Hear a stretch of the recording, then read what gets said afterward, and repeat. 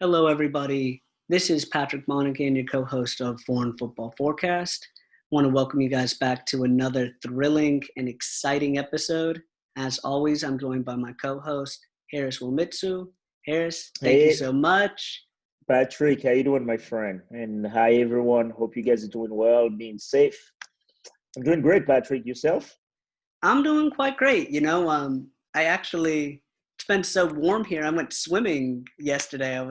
Really? I'm like, okay, I'm able to have some fun. It's nice warm weather in November, not freezing cold. So, yeah, can't complain. That's It's been good. excellent. That's Not that's good. Arizona hot, though. I've always said the weather has been so capricious, especially in North Carolina, so it doesn't surprise me.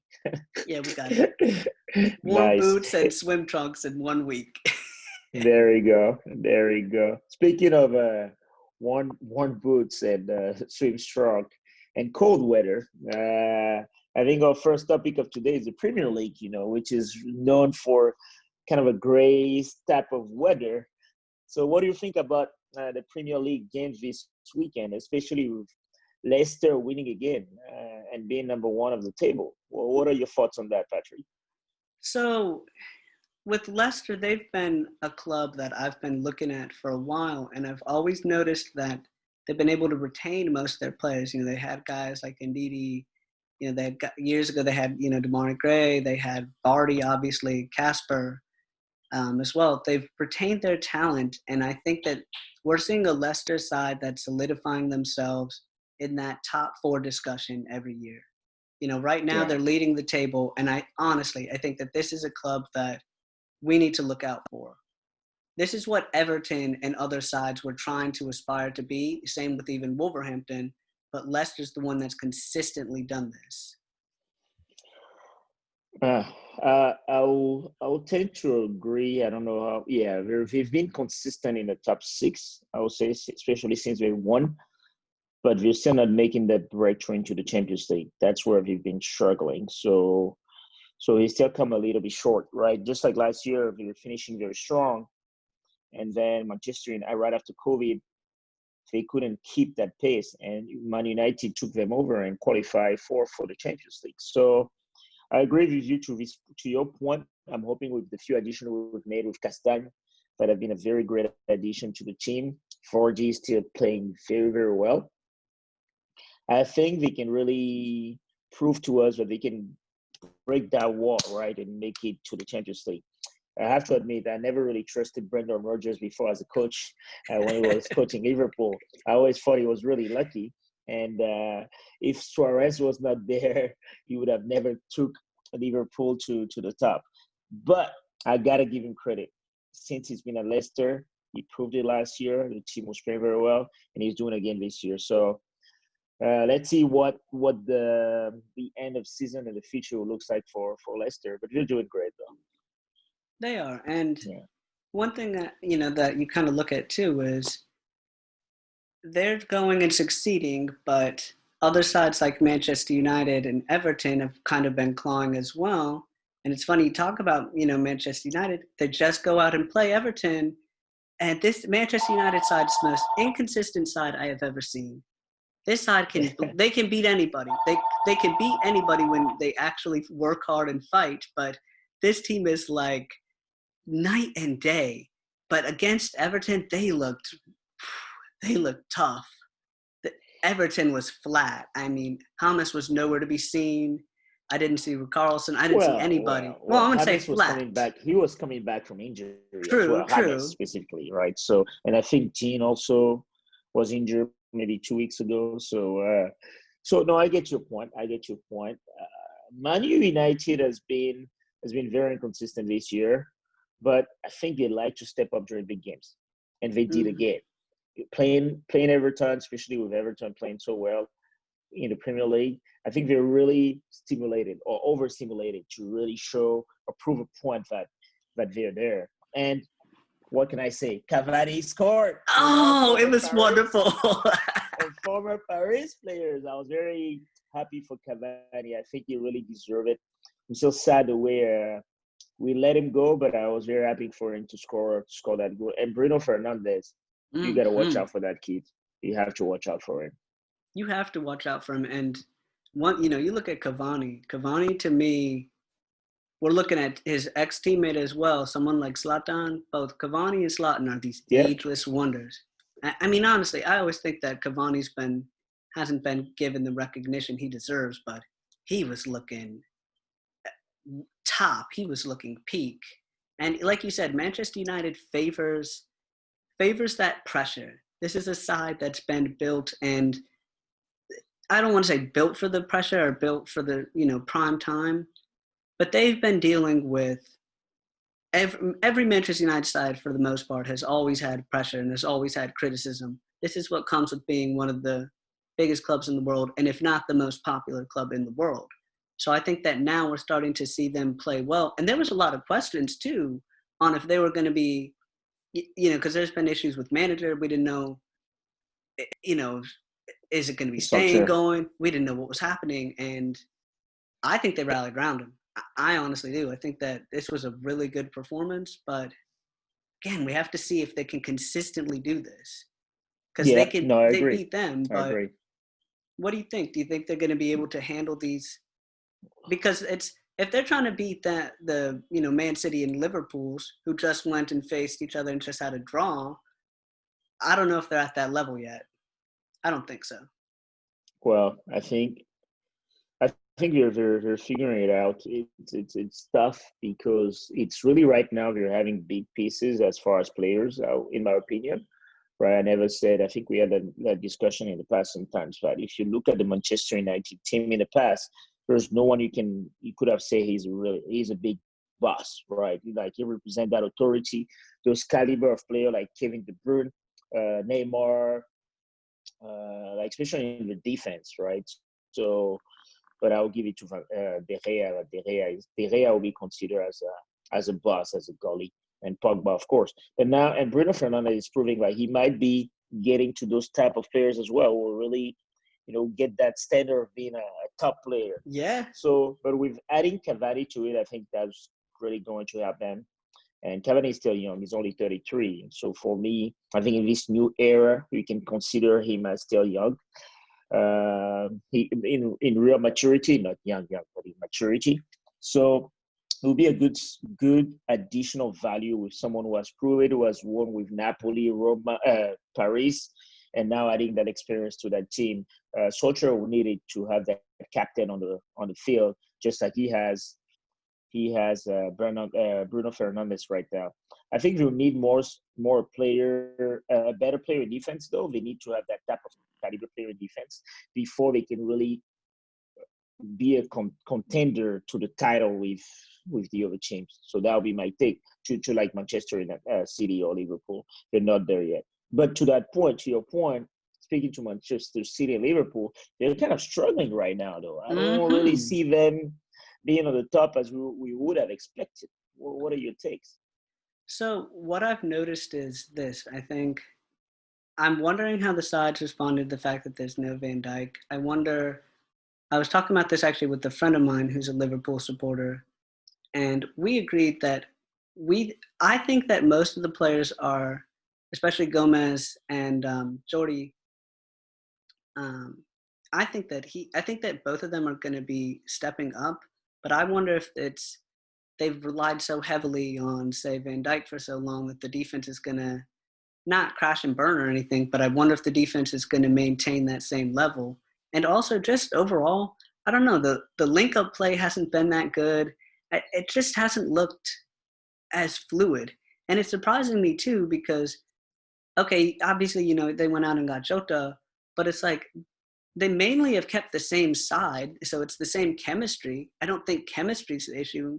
Same thing with Manchester City as well. I don't think it's that. I think that they've just been playing a little lackadaisical, and they didn't anticipate these Evertons, these Leicester Cities, the Wolverhamptons. They didn't anticipate as much kind of pushback. Southampton, for example, there's been sides that are pushing them that they didn't anticipate, and that's why you're seeing them dropping points. They didn't go and treat this as okay. For example, for Liverpool, they didn't treat it as we're defending champions, we have to go and stay disciplined and dedicated. I know they've had injuries, but injuries in football is inevitable. I just don't think that they've had the same drive and consistency. That's honestly what you saw today. They go flat performance, 1-1 draw. I mean, I still think that it'll probably be Liverpool winning the league, but You think so? I I would doubt it. think Liverpool is not winning the league this year. I That's don't know. There's I'm no telling one you straight up. convinces me. Yeah, Well, Liverpool is not even making it in the top. We're not in the top. We're barely making it in the top three right now. So for me, I don't see Liverpool winning the league. They're struggling so much, and losing a player like Van Dijk, I mean, it's going to be tough. I mean, they're just on the third, they're three right now, and Leicester City is looking good. Tottenham is mm-hmm. looking good, so I don't see them winning. However, I totally agree to your point. I think they lack of that drive. But you got to remember, though, this is a team that come up on the top successfully for the last 3 years, That's right? true. That's true. They went to the Champions League in 2018. They lost against Madrid.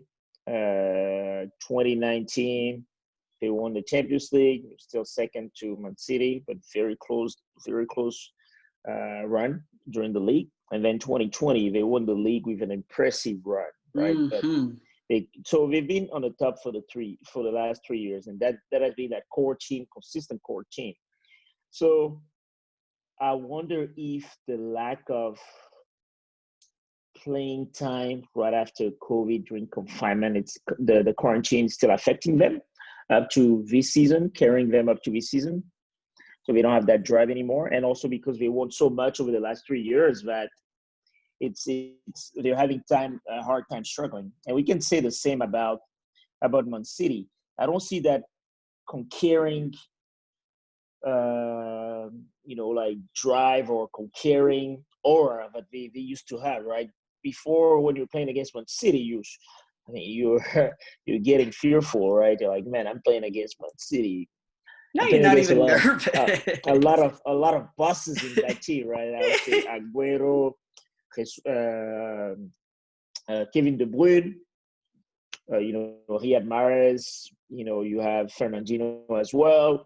Like, this is a team of big bosses at every position. I know they lost David Silva, but they still have a lot of players, right? Still had Americ And Laporte, had of Jesus. I course, and mean, they have Bernardo Silva. I mean, they have that squad for bench can contest for the first four seats of the Premier League. So absolutely.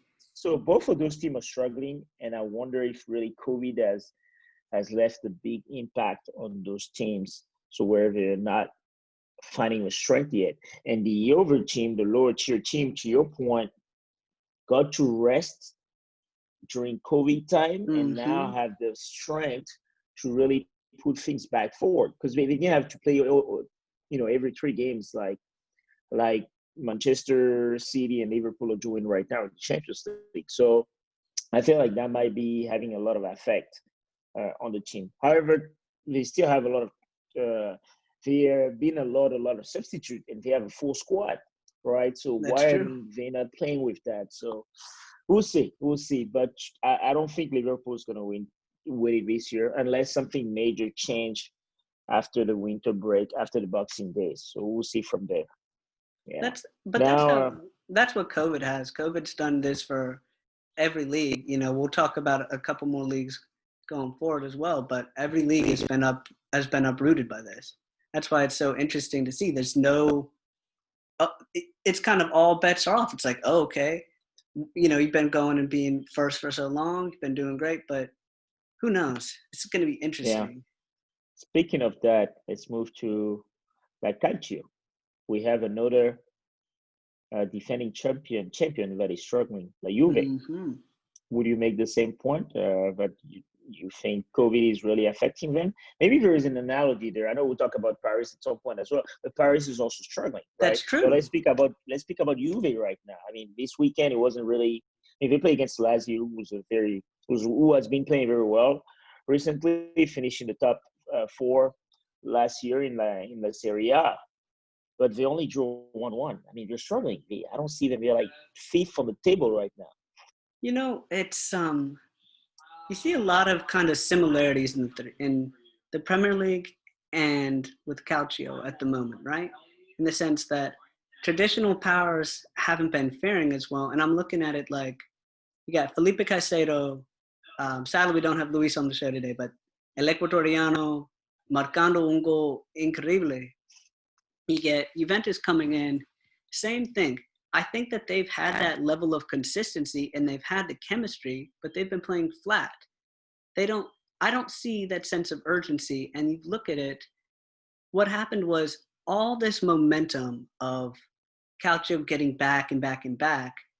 It's become prevalent, seeing the fact that AC Milan is topped, Inter Milan's playing well, Sassuolo's playing well. Sorry, my Italian's about F minus at the at this level. Sassuolo, no worries. Sassuolo. And to answer your question about Juventus, though, I don't see a level of urgency. I see a side that almost came with an expectation that we're going to win, and it makes sense. They've been performing so well. They've what is it? Correct me if I'm wrong. 10 in a row at this point, or something like that. Yeah. About 10 in a row, I think. Very close to it, at least, I'm sure. And I think that first of all, Dybala was not playing that well recently, and I don't know. I just don't think. I don't think that they've respected their opponents. They didn't see that Inter, AC, and every other club was improving. And Lazio's a tough side too, though. Don't forget, Lazio almost won the league last year as well. Only was out by, I think, 4 or 5 points at the end, but they were up for basically the whole season. But they didn't finish second. No, Inter still finished second. Inter was second. Third. And Lazio finished third. So what are you making of this, though? For me, I think it's still the effect of COVID, right?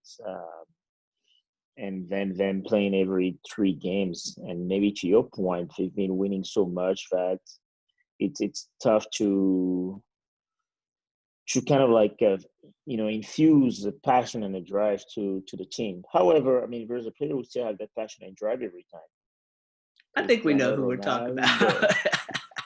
You score another goal, and they have Pirlo as a coach, so maybe we should give them. I will give them more time to get the chemistry working well together. I think maybe Pirlo didn't have all the players he really needed, but he still has a pretty good squad. And to your point earlier, the smaller team are getting stronger, so they need to get adjusted with that, right, and be ready so that every game they're playing, they can really compete at the highest level against everyone. Just like team like Sassuolo, for example, who's second on the table right now. I've been very surprised. Yeah. What are your thoughts on them? They've got a good side. They've got Domenico Berardi, I believe is how his last name is. They got another guy I remember seeing, Pedro Albion. They've got a side that had been playing really well. I remember, they were a consistent feature in Europa League, and even now they've been playing Europa League football for what seems like every season. So they've got that European experience, and they've got a side that is, I believe, pretty young. To be honest, I haven't been able to watch too much of them, but it's more so with all of Italian football, it's gotten to the point where, as we've just reiterated, the smaller sides are getting getting better, and it's just more competition.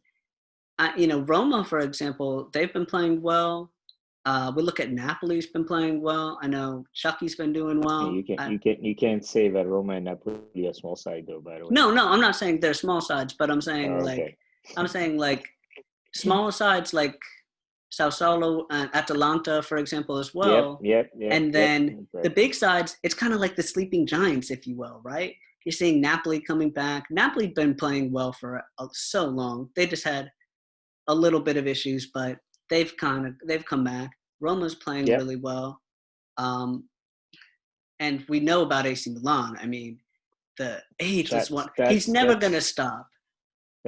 That's one of the big sleeping giants that are really making a move and a comeback. Hmm. I remember how I was making fun of them a few months ago with our friends, Mr. Dr. KC Corbera, Yep. as far as comparing Valencia and AC Milan, but the two level of like players who tend to want to play more for Valencia now with AC Milan because AC Milan has been struggling. But now with AC Milan coming back and having a leader like Zlatan Ibrahimovic with them, so I feel like they're back. They're back. They're number one on the table, and it's excited for not only La Serie A but also for every soccer fan, football fan, to see AC Milan back on the top of La Serie A. Who wouldn't want to see this? We're seeing AC Milan playing incredibly well. Um, I wonder though, with you, do you think that we're going to see AC Milan maintain this though throughout the whole actual season? Because like we've been talking about it. I mean, Inter Milan's playing strong. AC Milan, just to talk about Napoli, Lazio. There's like 8 sides that are very competitive. I'm just wondering who's going to be the team that's going to be able to kind of battle it out. That's the only reason I think somebody would really choose Juventus at this point. Is because they're battle tested. And I mean, there's other Uh, reasons, but I don't think Juventus is going to win the league, though. Just to reiterate,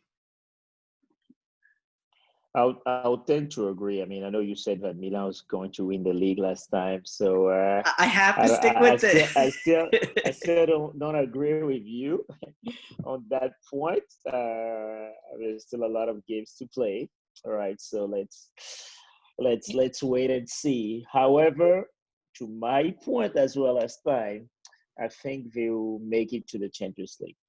I think they have the team for it. They're not playing in several tables. They're playing in Europa League, that's sure, but they're not playing in the Champions League. So I think at some point they might make the decision, usually like a lot of teams do, to drop out a little bit from the Europa League so that they can continue Hmm. performing at a higher level in the Serie A. However, I think there's still a lot of times they will peak the Serie A over the Europa League. So I think they will stay in the top four. I think they have the team for it. They're playing well, and with the leadership of Ibrahimovic, there's no reason why they don't stay in the top four of the Serie A and make it Okay. to the Champions League next season. The Yeah. Champions League has been crazy. I mean, Inter Milan's a proven point of what happens when you're trying to balance both. You're trying to go and advance in the Champions League, looking at it as this is pretty much wide open. Then you're going and seeing, okay, I'm facing a Real Madrid side, which I'm going to be honest. When going into that game, my friends called me over. I left work. We went over. We're You watching the mean you game mean the Inter Milan for versus Real Madrid, versus Inter Real Madrid in Milan. Champions League? So we're moving to Champions League now. Cool. Yeah. Yeah, if I didn't know if you wanted to hit on No, that or of course not. I'm good. Yeah, Um, please go ahead. I'm going to say when this is the type of thing that you look at trying to balance, and Inter Milan came in. I thought Madrid was going to win, but it was a very strong performance. You saw Rodrigo score. Um, Ramos had a G. I'd never seen that one before. Uh, and then you had Benzema. Inter looked good, but I can see that this is an Inter side that's indecisive.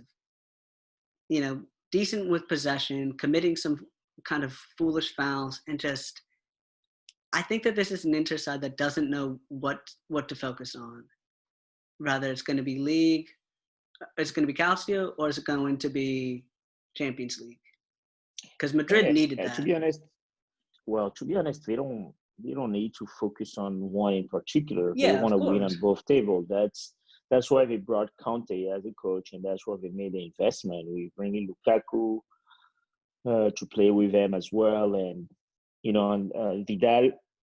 Excuse me, with Vidal coming as well this year. So I think they want to play on a two table.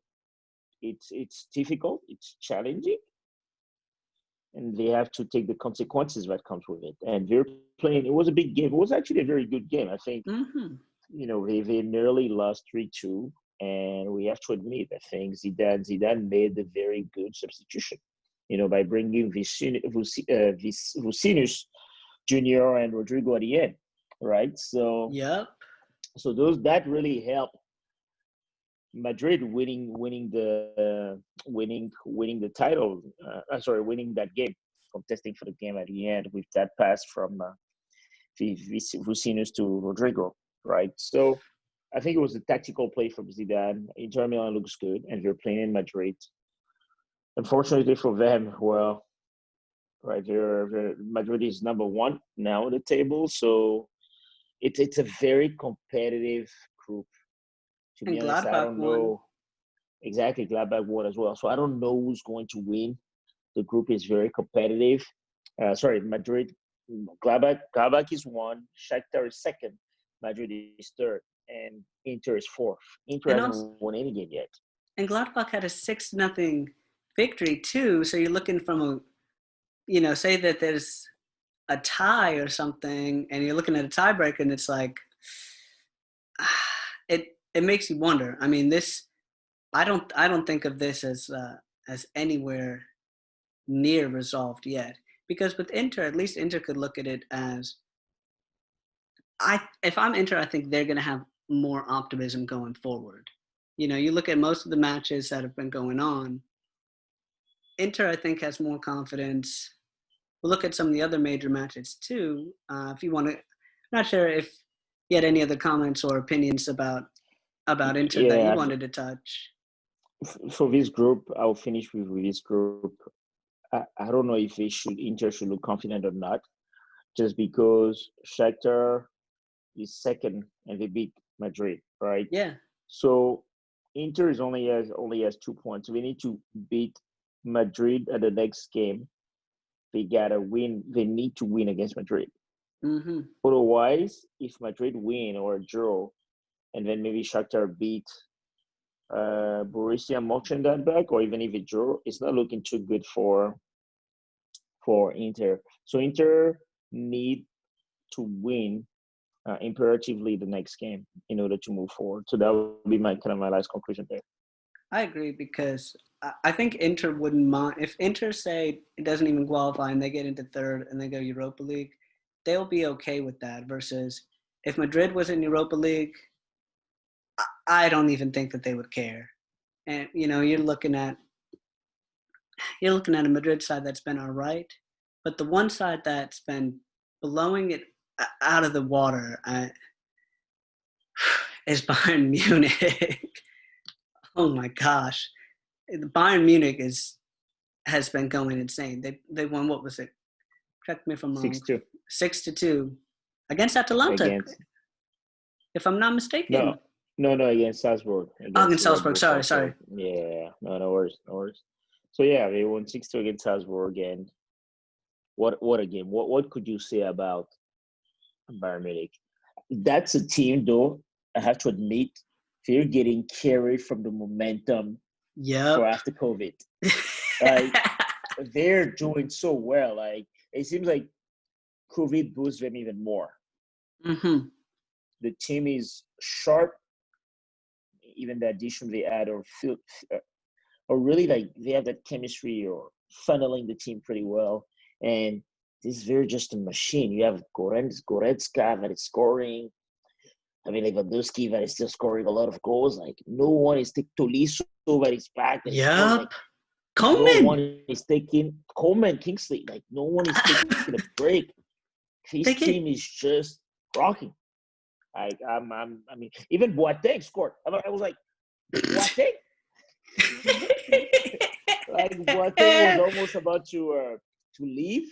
Like, It's a goal party. I mean, honestly. under Nico Kovac, he was struggling. Like, I thought Boateng was about to leave. I thought it was done. But look, he's back. He's starting most of the games now, and he just scored. I'm like, wow. Yeah. Hey, And Bayern they've Munich, it's you have to you have to reason with those guys, man. They're about to probably winning a game. They've got so much confidence too. All these other matches, I'm looking at PSG. But even before that, let's not. No, I but mean, even to Bayern Munich, right? Like, look at they play a big game in the Bundesliga this weekend against oof, Dortmund, and that again was. they came up with a victory. What a game, though. I don't know if I don't know what everybody else thinks, but that was one of the most creative, fantastic free kicks. They did this where they basically had four of them. It was like Lewandowski and Alba and who else? I forget. There was two others. They were talking. They did. People could see the highlight and see what I'm talking about, but that it was unreal. You have a Dortmund because Dortmund, for better or worse, for whatever, if they want to admit to it or not, they struggle against Munich. They struggle against Bayern because Bayern is just a machine. Since COVID, they can't be stopped.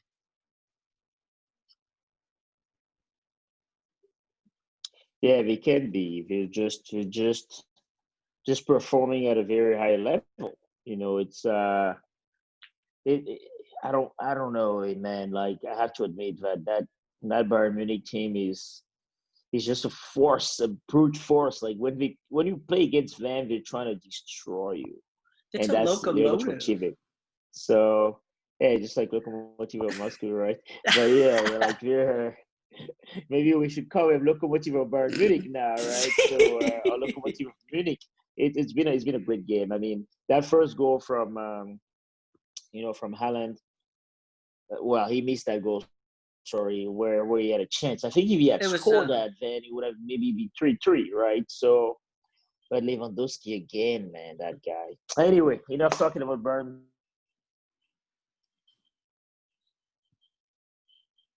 for me. So that's for me. But yeah, you're going to Paris. Paris has been struggling, man. Like, it's been tough. So Paris fan and losing against Manchester United on the first game. And now this time, I mean, we struggled even against Istanbul Basaksehir, even though we won. And then now we're losing against Leipzig. I and a mean, familiar it's opponent. They played in Leipzig last year, and yeah, exactly. And we destroyed them 3-0 during, in Portugal. And now we just lost. I mean, I know they wanted to get their revenge, of but course, losing the way we did, we're very struggling. We are struggling a lot. We only have 3 points in this group. It's going to be tough. what is it that you see from your perspective that you want to see changed? Is there something that can be done instantly, or is it more of an intangible aspect? Because they should be able to defeat a Leipzig side they're already familiar with not that many with not that many changes. Of honestly, basically the same side. Yeah, yeah, yeah. But I mean, it's not guaranteed, right? We know football is not guaranteed. It's not because you won, the first game you win again. However, for me, it didn't even look convincing. But that's what I was very sad about, is because they didn't look convincing on the game. They didn't look like warriors. I know they had a lot of injuries. That's to their detriment. They had a lot of players who were injured, so that doesn't really help as well when you have a lot of players in your squad that was injured. So that doesn't help. However, I mean Neymar is injured. Keane is our striker now. Moses Keane, right? Icardi just came back, so we're still trying to fit him in. And I don't know uh, why Thomas Tuchel is still stubborn to play Marquinhos in the midfield. I don't get it. Just play him in defense. For me, the what I would hope for from Leonardo, or for kind of the executive team, is, to be honest, is I think it's time to let Tuchel go. It's a big statement here, but I think it's time to let him go and bring Massimo Allegri. To use to use a different sport, but a sport Harris loves. It's like when the Raptors had fired Dwayne Casey. What happens with this thing is sometimes you get to the best you can with one person. I myself wouldn't fire him, but I can understand why you say that because it just feels like maybe they've peaked. And I Yes, mean, Patrick. oh, can you hear me? I like I said, I wouldn't get rid of him, but I know the reasons why. And it's almost similar to say another side. Not going to talk about Atletico, but maybe that's another situation that's similar. But I don't want to even open that can of worms because that's going to go and we'd be going for 5 hours if we're going to talk about that. Yeah, but yeah. I think for me, it will be it will be a good change. It's needed. However, I will give him more time until the end of until December, until the end of the winter. I mean, the first half of the season, so that we'll see. By getting the players back, if things going to change. I mean, they did win in the league today, 3-0. I mean, yesterday, 3-0 against Rennes, who's a contender, who's playing in the Champions League right now. So that Mm-hmm. was a big game. They won with Team Maria played very well. I'm hoping that they will still be consistent and bring that forward to the Champions League. Otherwise, we might not leave the group stage. So it's a reality we might have to face. You might have to. Well, we're looking at both of them. Both Madrid and Paris might not make it out. Sure, exactly. I mean, look at what happened with Madrid this weekend. I mean, losing 4-1 against Valencia. Oh, my friend, this was heartbreaker. This was a heartbreaker. What is going on? What is going? First of all, I was watching Varane play even against Inter. What is going on with this guy? What is going like? You've been elite, and you've been our stalwart for going on. What now is this? What is this like 7 seasons? Something like Who are you that. talking about? Sorry, I think I'm I talking missed it. about Varane. He comes Oh, in Varane, today. yeah, Okay, he comes in and Benzema scores first, so it's 1-0. Then Carlos Soler scores. Correct me if I'm wrong after that. Then you get an own goal from Varane, and Carlos Soler scores a hat trick for Valencia. 4-1? yeah.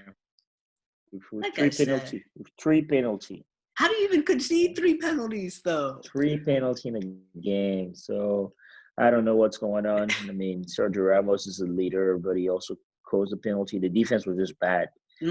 Mm-hmm. He just bad, and Varane got an own goal. It's yeah. Isco play. I was happy when I saw the lineup, and I was like, Isco is finally part of the team. But actually didn't help. Today losing 4-1 on his return, so that's been tough. I mean, not as been he has played before, but the game when he was starting today, that has been tough. So, well, I think again, as we mentioned before, maybe COVID is affecting some of those teams. Let's give them more time, maybe with the international break coming, and you're going to play with the national teams. Maybe that will help them. So we'll see. Yeah. We'll see. We'll see about that. Yeah.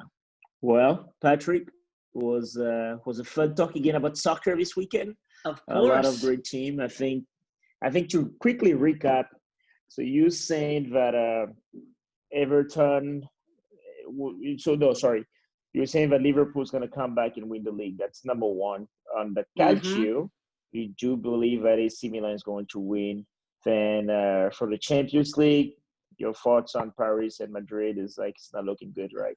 Um, Not looking good. I think Madrid's going to narrowly make it. Very narrowly. I think they're going to find a way, but I'm not that optimistic. But we'll see. With Yeah. Paris, I think actually Paris has a better chance. I think it was bad today, but I think Paris is going to be. They're going to be all right. I think.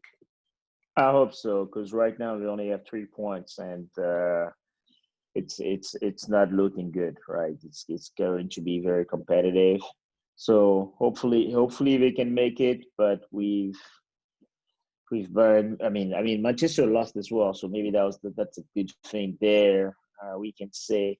But over than that, I mean, Manchester is still first. I mean, it's a fair group, right? 6-6, 3-3, with Leipzig having 6 points, Paris and Istanbul having 3-3. So it's going to be very tough. They will need to beat Leipzig next game, and then hopefully beating Manchester and Istanbul. They need to win over 3 games, and if they can do so, then they will. So we'll see how things goes. We'll see But how it goes. everyone, yeah. Thanks for listening to us again. This was Foreign Football Podcast, brought to you by your host and your co-host, Patrick Monaghan and Harris Romitso. Always a pleasure to have you. Make sure you subscribe on our page, on our YouTube page, and also check out our Instagram page on Foreign Football Podcast. Right, Patrick? Yep. Thank you guys for listening, and let us know what you're thinking in the comments below, and let us know how you guys think how you think everything is going to go on and final results. Again, thanks. A real pleasure. As always, this is Patrick signing off. Harris, thank you again. Always talking Thank you, football. my friend. Always. Cheers, Foreign mate. Football Podcast. Cheers. Cheers.